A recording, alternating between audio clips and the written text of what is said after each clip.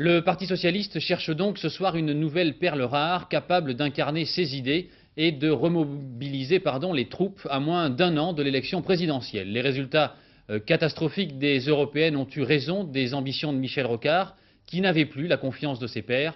L'amertume de M. Rocard et une journée particulière racontée par Guylaine Chenu et Roland Sicard.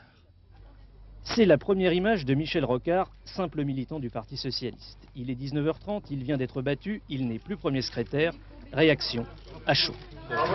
J'ai proposé ce matin au Conseil national du Parti socialiste de dépasser les courants. J'ai proposé que l'on bâtisse un projet politique qui réponde à l'attente des Français.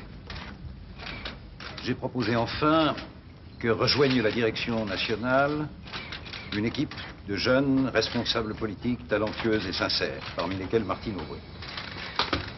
Tout cela a été refusé. J'ai donc remis mon mandat. La parole va être maintenant aux militants. Et pour ma part, je continue à être un combattant de l'espérance.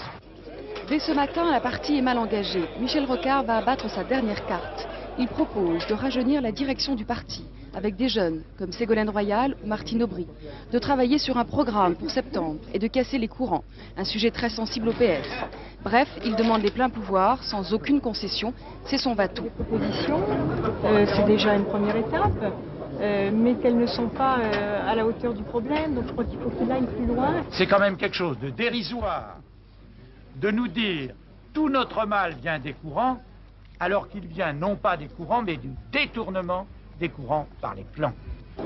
À cette heure, les jeux sont faits. Dans les couloirs, on murmure, on tente bien de nouvelles alliances, mais c'est trop tard. Michel Rocard demande alors un vote. 129 contre, 88 pour et 48 abstentions. Ce sera donc le départ, apprécié diversement selon les courants. On ne peut pas, à notre époque, incarner un type de politique et puis après un type de politique complètement différent. Il a été battu par les courants. C'est le traumatisme des élections européennes. C'est pas un coup d'État, c'est pas une révolution de palais.